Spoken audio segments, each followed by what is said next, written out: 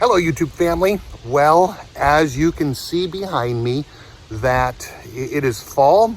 The garden is done by the level of dead and dying plants from the frost and the freezes that we've had, as well as the weeds that are overgrown in some of the beds. We are in the middle of several projects that are going on right now. As you know, if you're followers of this channel, we don't post as frequently as we would like because, hey, this is not what we do full time, and we have other things that we're involved in, as well as the care for elderly parents. So enough of the excuses. You'll see over my shoulder that I have started working on the trim on the shed, and we're working to get that done right now. We're going to be doing some work putting our garden to bed. We had a very good year with our garden. Some of our crops didn't do as well as we had hoped. However, we have found out from many that they also didn't do well in some areas, like peppers. Peppers just seemed to not do very well for us this year, as well as for other people. And so we're in the middle of that. We also came back from our camping trip, our fall camping trip, which is funny. Today and the next several days, it's supposed to be in the low to mid, even upper 70s. We went during a usually seasonable and beautiful time of October, and it ended up being unseasonably cold. We had days that were in the mid 40s to low 50s and nights that got below freezing. And so we come back from camping and now it's gorgeous out. Figures, right? Anyway, we're going to be doing a couple of things today. We're going to take you along for the ride. Number one is we're going to take these strawberries here and get them into that bed right there, as well as our fall garlic came while we were gone, and we're going to be cleaning up that bed and putting our garlic into there. Matter of fact, I don't think we're going to be able to fit all of our garlic into that bed. We're probably going to have it bleed into other areas. And so we're just going to take you along for the ride, probably teach you some things that you might know, might not know, and just enjoy working outside together with us. So Lynn will be out here in a minute. She's going to be working with me today. I know you enjoy her much more than me. So thank you again for being with us. Let's go ahead and get working on these beds. Here's what we'll do first. Obviously, we have to clean out this bed from all of the weeds. Then we're going to go ahead and rototill this up. No, we are not no-till gardeners, each to their own. But then this ground is really heavy. This is a lot of that new dirt that we ended up getting that had lots of earthworms in it, but it was still really hot and wasn't fully composted, but it's also kind of heavy.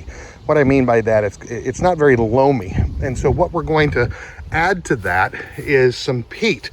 So we'll end up putting some peat in here and put it in there and kind of make that bed a little bit more loamy for the strawberries. Strawberries like a loamy, sandy soil. And we will also add some amendments, some garden food into that bed to give them a good start.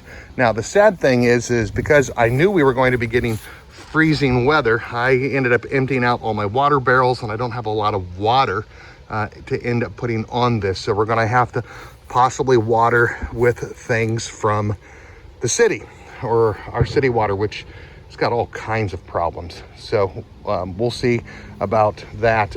I'm not sure what else to do.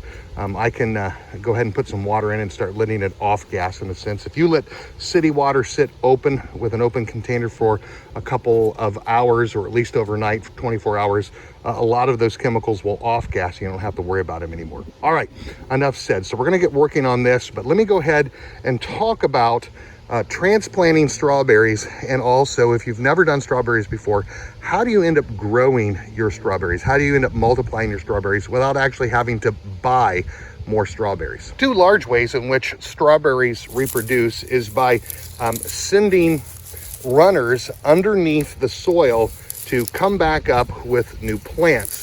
This part of the plant right here is called the crown, and the strawberries will send shoots underneath the soil and end up growing more plants. Another way in which they do it is with runners. And what you do is you end up, these will end up springing off from the plant.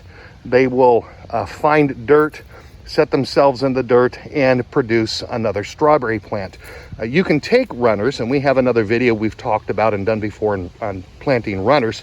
I'll put that in the link below in the video description. And you can take these runners each year and continue to multiply your plants. So we're going to prep the bed. We're going to remove the strawberry plants. These are the new ones we got for this year that I did order, because after a while, the old strains, even though you do runners, they just kind of exhaust themselves out and they don't produce very well. And so you do need to end up buying new plants from time to time. So we're going to take these new plants that we got this year and transplant them, as well as our old strain of plants. And we'll kind of spread those out throughout the new and the old, mix them all up and get them into the new bed. So let's go ahead and start getting that done.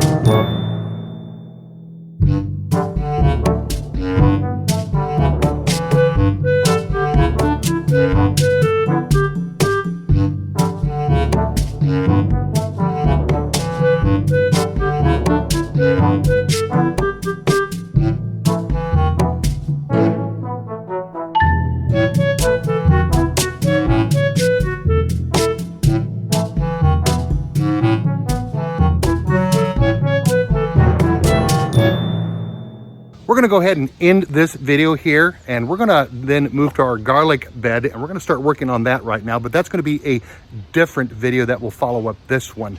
Again, thanks for joining us today. If you like this video, give it a thumbs up. If you're not yet a subscriber, hit the subscribe button. And as always, you all have a blessed day.